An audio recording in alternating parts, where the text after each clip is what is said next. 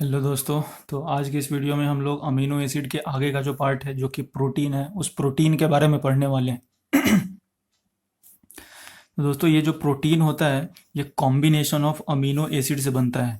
तो प्रोटीन जब भी बनेगा, क्योंकि हम लोग पहले पढ़े थे कि प्रोटीन जो होता है वो अमीनो एसिड का हमारा पॉलीमर होता है, तो इसीलिए हम कह सकते हैं क्या कि प्रोटीन जो होता है वो अमीनो एसिड के कॉम्बिनेशन से यानी कि कंबाइन करने से बनेगा। बहुत सारा अमीनो एसिड जब कंबाइन करेगा, और किस बॉन्ड के साथ कंबाइन करेगा अमीनो एसिड एक दूसरे के साथ, तो उस बॉन्ड का नाम बोलना है पेप्टाइड बॉन्ड। ये बॉन्ड होता क्या है अभी हम लोग देखेंगे।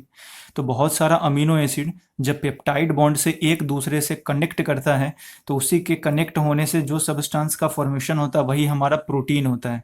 तो प्रोटीन हमारा अमीनो एसिड के पेप्टाइड बॉन्ड के कॉम्बिनेशन से ही बनता है।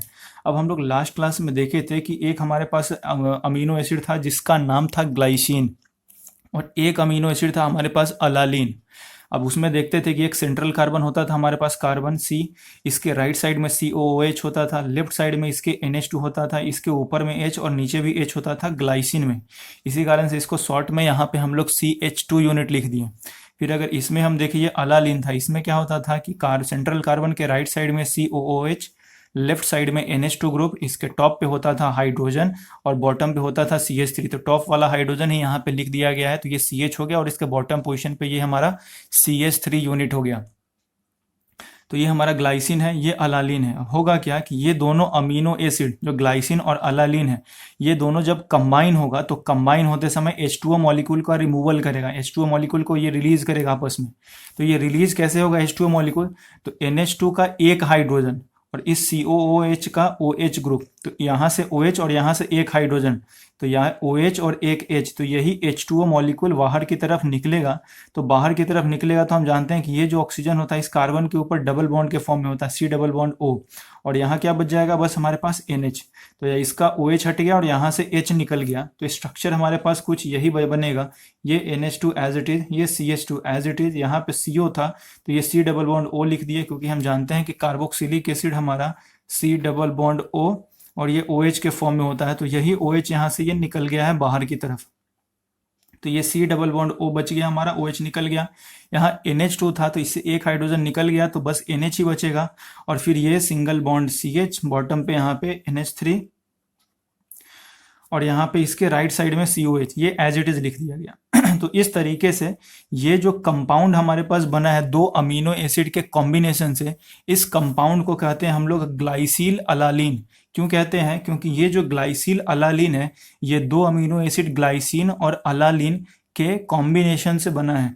और यहाँ पे ये जो C डबल बॉन्ड ONH, ये जो हमारे पास बॉन्ड बनता है दो अमीनो एसिड जब भी कंबाइन करेगा तो उसमें बीच में हमारे पास ये C डबल बॉन्ड ONH, ये बॉन्ड आता ही आता है, और इसी बॉन्ड का नाम होता है पेप्टाइड बॉन्ड, यानी C डबल बॉन्ड ONH। इसी बॉन्ड को हम लोग पेप्टाइड बॉन्ड कहते हैं, और इसी बॉन्ड से दो अमीनो एसिड कंबाइन हो जाता है। यहाँ ग्लाइसिन और अलालीन के कॉम्बिनेशन से जिस अमीनो एसिड का फॉर्मेशन हुआ है उस अमीनो एसिड का नाम होता है ग्लाइसिल अलालीन। इसी को शॉर्ट में हम ग्लाइसिन वाले का जो शॉर्ट नेम होता था उसको हम लोग GLY कहते हैं, और अलालीन वाले का जो शॉर्ट नेम होता था उसको हम लोग ALA कहते थे। तो यही हमारा कंपाउंड ग्लाइसिल अलालीन हो गया, GLY ALA। और ये जो हमारे पास बॉन्ड या लिंकेज बना है, इसी बॉन्ड या लिंकेज को हम लोग कहते हैं पेप्टाइड बॉन्ड या पेप्टाइड लिंकेज। यही हो गया हमारा पेप्टाइड बॉन्ड या फिर पेप्टाइड लिंकेज। अब हम लोग अभी यहाँ पे देखें कि ये जो हमारे पास बॉन्ड था, ये जो हमारे पास एक कंपाउंड बना जो दो अमीनो एसिड के कॉम्बिनेशन से बना, तो चूंकि इसमें एक पेप्टाइड बॉन्ड है इसी कारण से हम इसको पेप्टाइड बोल सकते हैं इस कंपाउंड को। लेकिन ये जो हमारे पास पेप्टाइड कंपाउंड है ये दो अमीनो एसिड के कॉम्बिनेशन से बना है, इसी कारण से इस कंपाउंड को हम लोग डाई पेप्टाइड भी बोल सकते हैं। इसको डाई पेप्टाइड क्यों बोलेंगे? क्योंकि हम इसको डाई पेप्टाइड इसीलिए बोल रहे हैं क्योंकि डाई पेप्टाइड, डाई इंडिकेट कर रहा है यहाँ पे, ये डाई दो पेप्टाइड को इंडिकेट नहीं करता है, ये डाई ट्राई यहाँ पे जो भी लगेगा वो इंडिकेट करेगा कि इसके अंदर कितना अमीनो एसिड कंबाइन हुआ है। तो डाई का मतलब कि ये जो हमारे पास कंपाउंड था इसके अंदर दो अमीनो एसिड कंबाइन हुआ। और पेप्टाइड क्यों? क्योंकि अमीनो एसिड कंबाइन ही होता है पेप्टाइड बॉन्ड से। तो जब दो अमीनो एसिड कंबाइन होगा एक पेप्टाइड बॉन्ड से तो उस कंपाउंड को हम लोग डाई पेप्टाइड बोलते हैं। अगर ऐसा होता कि 3 अमीनो एसिड का कॉम्बिनेशन होता एक पेप्टाइड बॉन्ड से, तो उस कंपाउंड को हम लोग ट्राईपेप्टाइड बोलते हैं। अगर 4 अमीनो एसिड के कॉम्बिनेशन से कंपाउंड बनता है पेप्टाइड बॉन्ड लिंकेज से, तो उसको हम लोग टेट्रापेप्टाइड बॉन्ड बोल सकते हैं। तो उसी चीज को यहाँ पे लिख दिया गया है। ये डाईपेप्टाइड हो गया, ट्राईपेप्टाइड हो गया। तो डाईपेप्टाइड का मतलब ऐसा कंपाउंड जो 2 अमीनो एसिड के पेप्टाइड बॉन्ड से जुड़ने के कारण बनता है। ट्राईपेप्टाइड का मतलब कि ऐसा कंपाउंड जो 3 अमीनो एसिड के पेप्टाइड बॉन्ड से जुड़ने से बनता है। तो इसी तरीके से हम लोग क्या कर सकते हैं कि हम लोग टेट्रापेप्टाइड, पेंटापेप्टाइड, हेक्सापेप्टाइड को डिफाइन कर सकते हैं आगे की तरफ। तो आशा करते हैं दोस्तों ये चीज आपको समझ में आया होगा। अब हम ये देखते हैं कि इसमें पॉलीपेप्टाइड नाम का क्या चीज होता है। सपोज करें अभी फिलहाल हम ये पढ़े कि टेट्रापेप्टाइड, इस चीज को अगर कोई डिफाइन करना चाहे तो इसको ऐसे भी बोल सकता है, टेट्रा इंडिकेट कर रहा है 4 अमीनो एसिड को, यानी जब 4 अमीनो एसिड पेप्टाइड बॉन्ड से एक दूसरे से जुड़ जाता है तो ऐसे कंपाउंड को ही हम लोग टेट्रापेप्टाइड बोलेंगे। तो कभी हो सकता है कि जब 10 से ज्यादा अमीनो एसिड कंबाइन करे, तो जब 10 से ज्यादा अमीनो एसिड एक दूसरे के साथ पेप्टाइड बॉन्ड से कंबाइन करता है तो जो कंपाउंड बनता है उसी कंपाउंड को हम लोग पॉलीपेप्टाइड बोलते हैं। तो पॉलीपेप्टाइड का मतलब होता है कि जब 10 से ज्यादा अमीनो एसिड पेप्टाइड बॉन्ड से एक दूसरे के साथ कंबाइन करता है तो इसी कंपाउंड का नाम होता है हमारा पॉलीपेप्टाइड। और अगर जो पॉलीपेप्टाइड बना है, इस पॉलीपेप्टाइड का मास अगर 10,000 AMU एटॉमिक मास यूनिट से अगर ज्यादा हो जाए, जो पॉलीपेप्टाइड हमारा कंबाइन हुआ है 10 से ज्यादा अमीनो एसिड के कॉम्बिनेशन से, अगर उसका मास इस 10,000 AMU से अगर ज्यादा हो जाता है तो उसी पॉलीपेप्टाइड कंपाउंड का नाम ही होता है हमारा प्रोटीन। यानी प्रोटीन है क्या चीज? तो प्रोटीन एक पॉलीपेप्टाइड है। पॉलीपेप्टाइड मीन्स प्रोटीन ऐसा बहुत सारे अमीनो एसिड यानी कि 10 से ज्यादा अमीनो एसिड के कॉम्बिनेशन से बनने वाला ऐसा कंपाउंड है जिसका एटॉमिक मास 10,000 AMU से ज्यादा होता है। तो जब 10 से ज्यादा अमीनो एसिड एक दूसरे के साथ पेप्टाइड बॉन्ड से कंबाइन होते हैं तो जो कंपाउंड बनता है उसी कंपाउंड का नाम हम लोग बोलते हैं पॉलीपेप्टाइड। और इसी पॉलीपेप्टाइड का मॉलिक्यूलर मास जब 10,000 AMU से ज्यादा का हो जाए, जब 10,000 AMU से ज्यादा का हो जाता है तो जो कंपाउंड बनता है हमारे पास उसी को हम लोग बोलते हैं कि वो है हमारा प्रोटीन।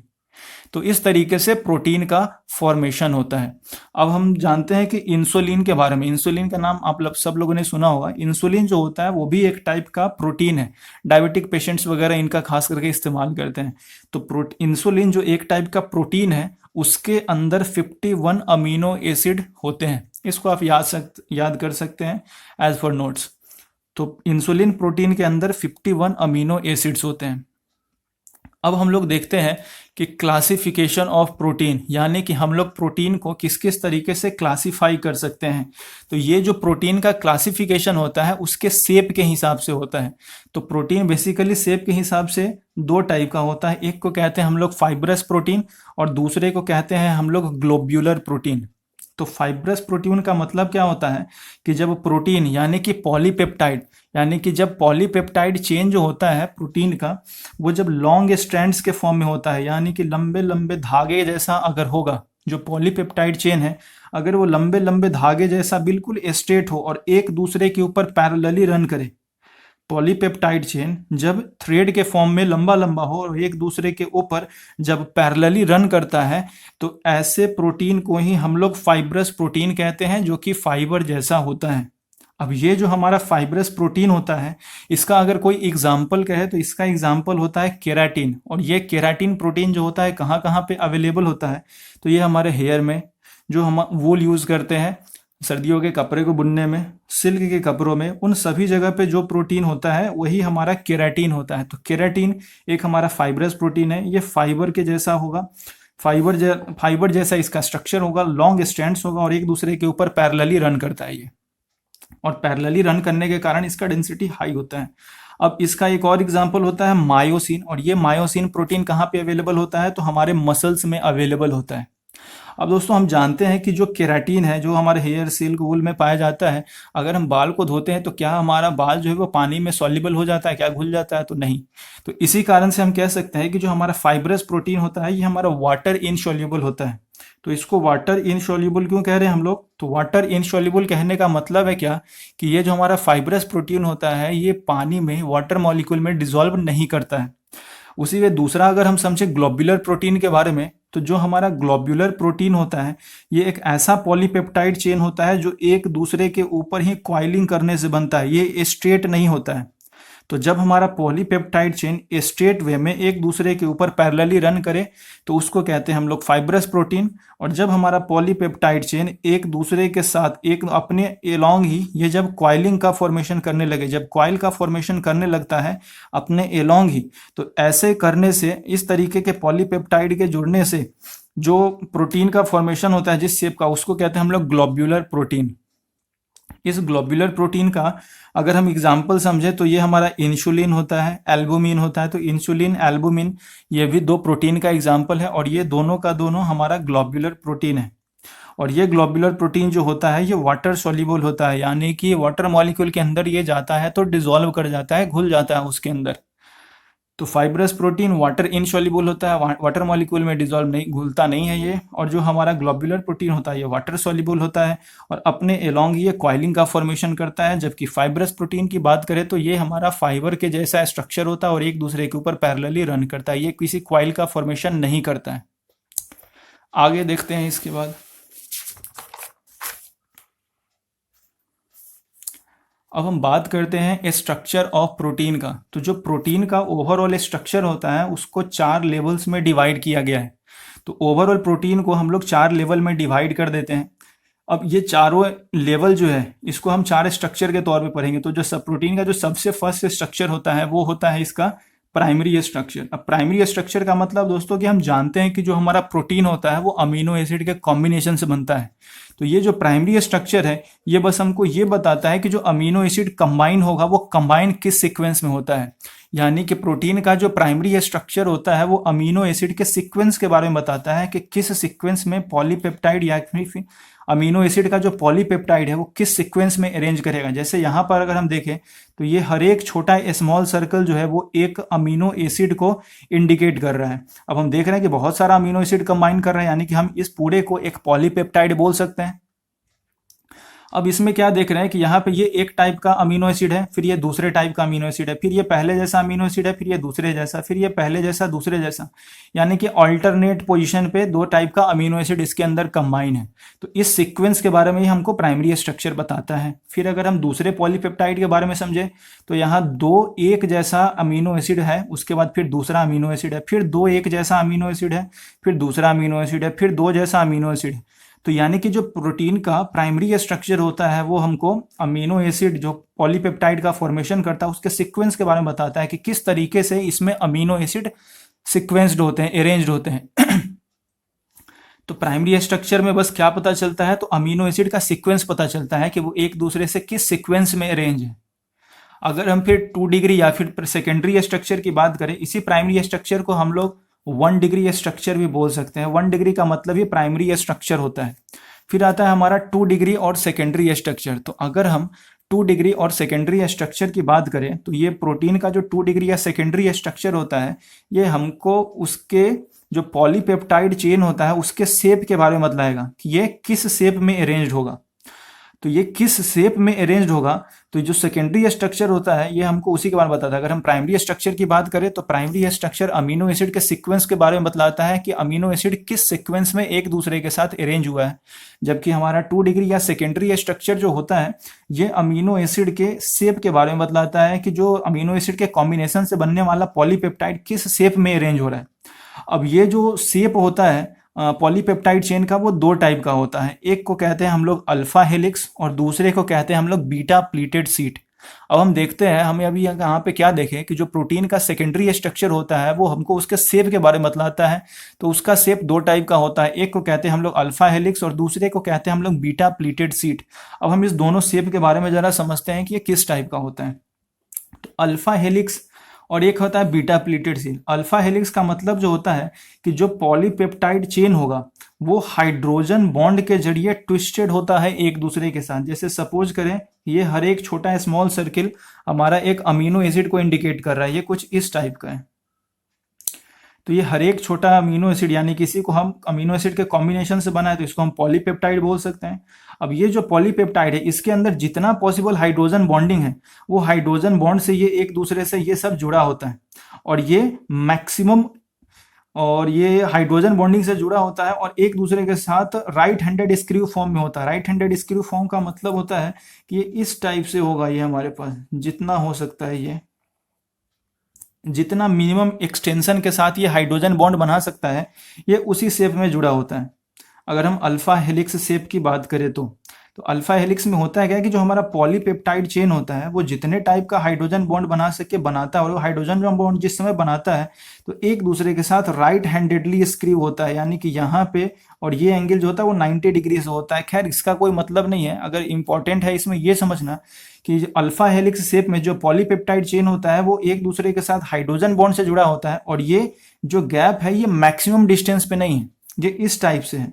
लेकिन अगर इसी चीज को हम बीटा प्लीटेड शीट में देखें तो ये भी बीटा प्लीटेड शीट हमारा पॉलीपेप्टाइड चेन है, तो इसमें जो पॉलीपेप्टाइड चेन है वो एक दूसरे के साथ मैक्सिमम एक्सटेंशन तक जाता है। कि ये कितने मैक्सिमम एक्सटेंशन तक जा सकता है, एक दूसरे के साथ जितना मैक्सिमम डिस्टेंस को ये मेंटेन कर सकता है उतने मैक्सिमम डिस्टेंस तक ये जाता है, और ये एक दूसरे के साथ हाइड्रोजन बॉन्डिंग से ये भी जुड़ा हुआ होता है। वही लिखा हुआ है कि polypeptide chain are stretched out to maximum extension and then form hydrogen bond side by side. यानी कि इस पॉलीपेप्टाइड चेन में मैक्सिमम एक्सटेंशन होता है, जितना मैक्सिमम डिस्टेंस तक ये एक दूसरे के साथ मेंटेन कर सकता है उतने मैक्सिमम डिस्टेंस को ये मेंटेन करता है बीटा प्लीटेड शीट में।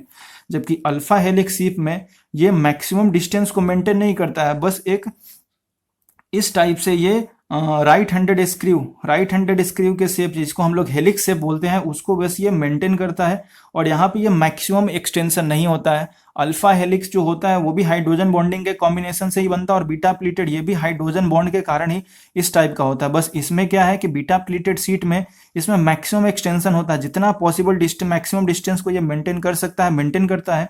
जबकि अल्फा हेलिक्स में ये मैक्सिमम डिस्टेंस को मेंटेन नहीं करता है, जहां पे ये राइट एंगल पे अल्फा हेलिक्स शेप में राइट हैंडेड स्क्रू फॉर्म में एक दूसरे के साथ बस कंबाइन हो जाता है। ये था इसका।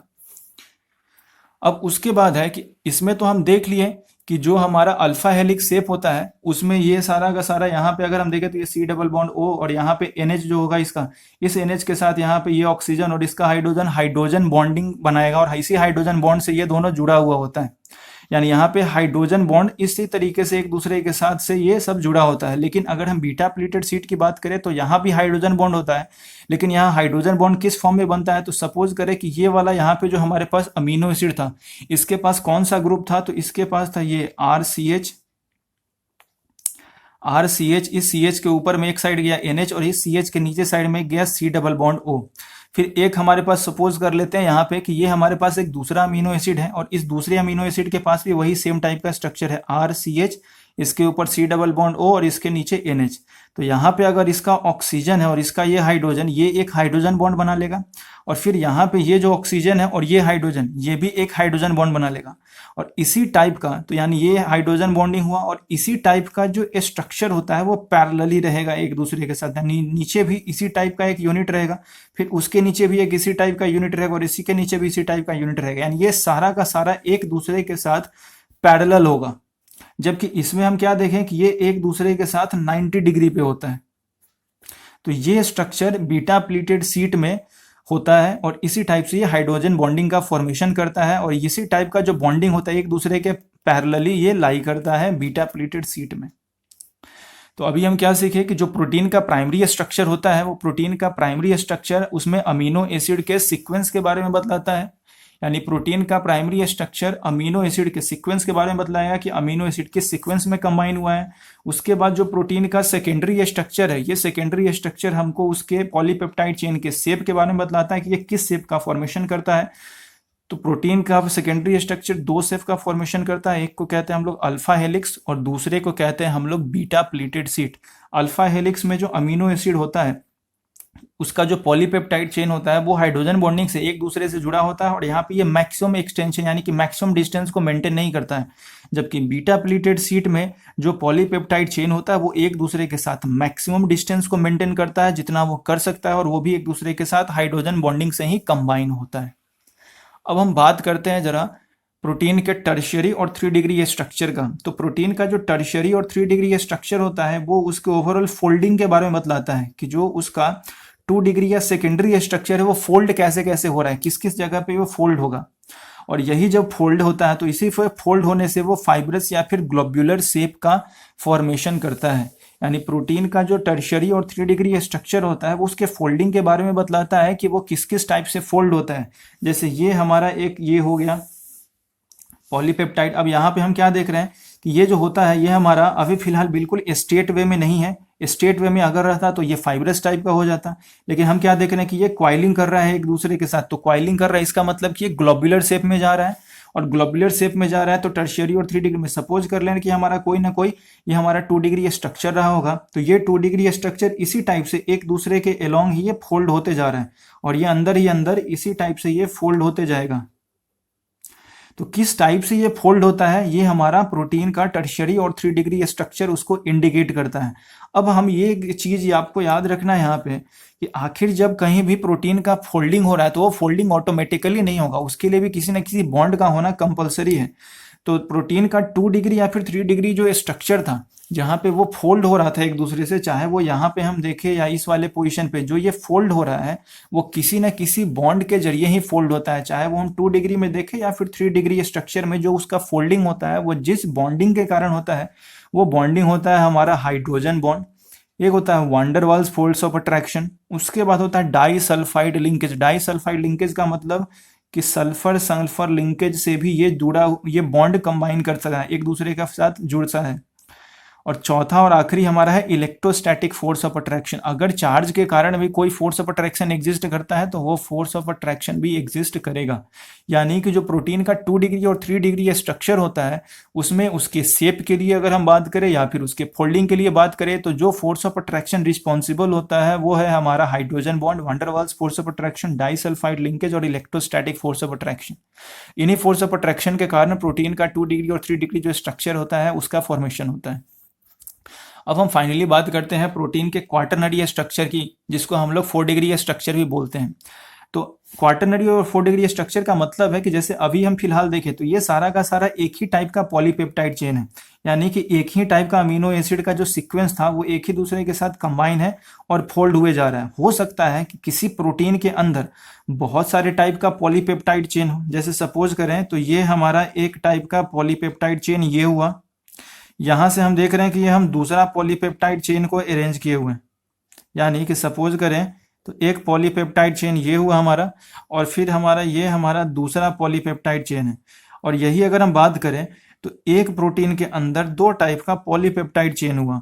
तो ये जो दोनों अलग अलग टाइप का पॉलीपेप्टाइड चेन है ये एक दूसरे के रिस्पेक्ट में हम इसको कहते हैं सब यूनिट्स। किसी प्रोटीन के अंदर जो बहुत सारा जब पॉलीपेप्टाइड चेन अवेलेबल होता है तो ये जो पॉलीपेप्टाइड चेन होता है एक दूसरे के रिस्पेक्ट में कहलाता है सब यूनिट्स। और इन्हीं सब यूनिट्स का एक दूसरे के रिस्पेक्ट में किस टाइप से स्पेशियल अरेंजमेंट है कि ये स्पेस में किस टाइप से एक दूसरे के रिस्पेक्ट में अवेलेबल होते हैं, वही उसका अवेलेबल अरेंजमेंट या स्ट्रक्चर जो होता है वही उसका क्वाटरनरी स्ट्रक्चर या 4 डिग्री स्ट्रक्चर होता है। यानी क्वाटरनरी या 4 डिग्री स्ट्रक्चर का मतलब कि स्पेस में एक ही प्रोटीन के अंदर अलग अलग टाइप का पॉलीपेप्टाइड चेन किस टाइप से अरेंज्ड है, किस टाइप से वो अवेलेबल है, ये हमको उसका क्वाटरनरी स्ट्रक्चर बतलाता है।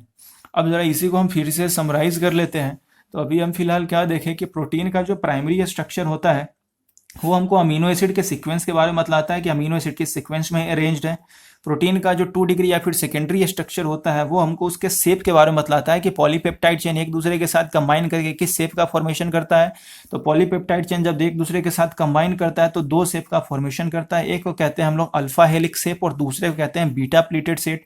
अल्फा हेलिक्स शेप में जो पॉलीपेप्टाइड चेन होता है वो एक दूसरे से हाइड्रोजन बॉन्ड से जुड़ता है, और यहाँ पे ये मैक्सिमम एक्सटेंशन को मैक्सिमम डिस्टेंस को एक दूसरे के साथ मेंटेन नहीं करता है। जबकि बीटा प्लीटेड शीट में अगर हम बात करें तो जो पॉलीपेप्टाइड चेन होता है वो एक दूसरे के साथ मैक्सिमम डिस्टेंस को मेंटेन करते हुए कंबाइन करता है, और जो मैक्सिमम डिस्टेंस को मेंटेन करते हुए कंबाइन होता है तो इसी स्ट्रक्चर को, इसी शेप को हम लोग बीटा प्लीटेड शीट कहते हैं। जो प्रोटीन का टर्शियरी और 3 डिग्री स्ट्रक्चर होता है वो टर्शियरी या 3 डिग्री स्ट्रक्चर हमको पॉलीपेप्टाइड चेन के ओवरऑल फोल्डिंग के बारे में बतलाता है कि वो किस टाइप से एक दूसरे से ओवरऑल फोल्ड कर रहा है।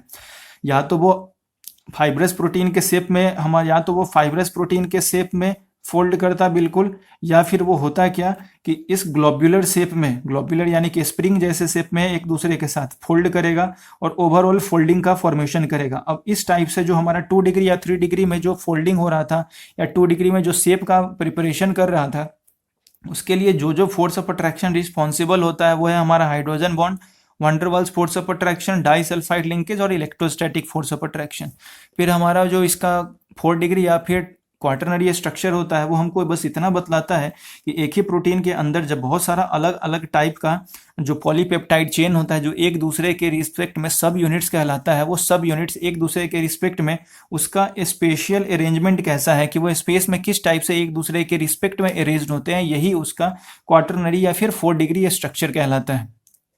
इतना था इसका प्रोटीन का स्ट्रक्चर के बारे में। अब इसी प्रोटीन का एक लास्ट टॉपिक है जो है हमारा डीनेचुरेशन ऑफ प्रोटीन। अब ये प्रोटीन का है डीनेचुरेशन। अब इस डीनेचुरेशन का मतलब क्या होता है? तो दोस्तों हम जानते हैं कि कोई भी जो प्रोटीन होता है जो किसी सब्सटेंस में अवेलेबल होता है वो एक पर्टिकुलर टेम्परेचर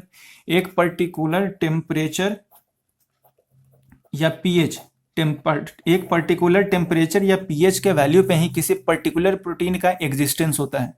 अगर क्या हो कि अगर हम कभी ऐसा करें कि हम प्रोटीन के टेम्परेचर को और साथ साथ पीएच को अगर हम चेंज कर दें, यानी कि किसी सब्सटेंस में पाए जाने वाला अगर कोई प्रोटीन है, हम करें क्या कि उस प्रोटीन का जो एग्जिस्टिंग टेम्परेचर है और उसका जो पीएच वैल्यू है उसको अगर हम चेंज कर दें, तो उसके चेंज करने से क्या होगा कि उसका स्पेशल उस प्रोटीन का जो स्पेशल 3D अरेंजमेंट होगा, यानी कि 2 डिग्री और 3 डिग्री जो स्ट्रक्चर होता है वो उस प्रोटीन का चेंज होने लगेगा। अगर प्रोटीन का 2 डिग्री और 3 डिग्री स्ट्रक्चर चेंज होने लगेगा, इसका मतलब है कि प्रोटीन में 3 डिग्री में हम जानते थे कि उसका फोल्डिंग के बारे में बतलाता था, यानी प्रोटीन का जैसे फोल्डिंग था वो फोल्डिंग धीरे धीरे अनफोल्ड होने लगेगा, कि यानी वो प्रोटीन जो होगा वो अपना शेप स्ट्रक्चर चेंज करने लगेगा। और 2 डिग्री में हम क्या देखते थे? 2 डिग्री में हम बस इतना देखते थे कि वो किस टाइप के शेप का फॉर्मेशन करता था, यानी अल्फा हेलिक्स या बीटा प्लीटेड। तो होगा क्या कि जब टेम्परेचर और पीएच चेंज करेंगे तो अल्फा हेलिक्स और बीटा प्लीटेड शेप को भी चेंज करने लगेगा। और 3 डिग्री में हम क्या देखते थे? 3 डिग्री में हम बस इतना देखते थे कि उसका 3 डिग्री स्ट्रक्चर जो होगा वो चेंज होने लगेगा। अब सिंपल सी बात है कि अगर हम किसी प्रोटीन के टेम्परेचर और पीएच को अगर हम चेंज करें तो उसका स्पेशल 3D अरेंजमेंट जो होता है वो चेंज हो जाता है। स्पेशल 3D अरेंजमेंट के चेंज होने से उसका फोल्डिंग चेंज हो जाएगा उस प्रोटीन का, उस प्रोटीन का पॉलीपेप्टाइड चेन का शेप चेंज हो जाएगा, जिससे उस प्रोटीन का जो बायोलॉजिकल प्रॉपर्टी होता है वो प्रॉपर्टी चेंज हो जाएगा।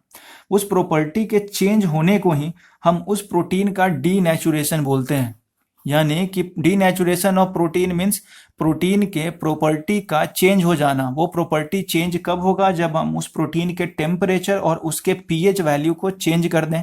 यानी कि किसी प्रोटीन के टेम्परेचर और पीएच वैल्यू के चेंज करने से उस प्रोटीन का स्पेशल 3D अरेंजमेंट, उसका 2 डिग्री और 3 डिग्री स्ट्रक्चर चेंज हो जाता है, यानी कि उसका अल्फा हेलिक्स और बीटा प्लीटेड शेप जो होता है वो चेंज हो जाता है, उसका जो ओवरऑल फोल्डिंग होता है वो चेंज हो जाता है। उस टाइप से प्रोटीन का स्पेशल 3D अरेंजमेंट चेंज होने से उस प्रोटीन का ओवरऑल बायोलॉजिकल एक्टिविटी जो होगा वो चेंज हो जाएगा, उसका फंक्शनिंग चेंज हो जाता है उस प्रोटीन का। और प्रोटीन में इसी टाइप के चेंज को ही हम लोग प्रोटीन का डीनेचुरेशन ऑफ प्रोटीन कहते हैं। अब एक बात यहाँ पे जो याद रखने वाला है वो ये है कि प्रोटीन का जब भी डीनेचुरेशन होता है तो उससे उसके केवल 2 डिग्री और 3 डिग्री स्ट्रक्चर पे ही फर्क पड़ता है, उसके 1 डिग्री या प्राइमरी स्ट्रक्चर पे फर्क नहीं पड़ता है। ऐसा नहीं है कि वो जिस अमीनो एसिड के सीक्वेंस से बना है वो अमीनो एसिड चेंज हो जाएगा, तो ऐसा चीज नहीं होता है। यानी कि प्रोटीन का जब भी डीनेचुरेशन होगा तो प्रोटीन के डीनेचुरेशन से उसका केवल 2 डिग्री और 3 डिग्री स्ट्रक्चर में ही चेंज आता है, जबकि उसका 1 डिग्री स्ट्रक्चर इंटैक्ट रहता है, वो एज इट इज रहेगा। जिस टाइप से पहले अमीनो एसिड का सीक्वेंस था वो उसी टाइप से रहेगा।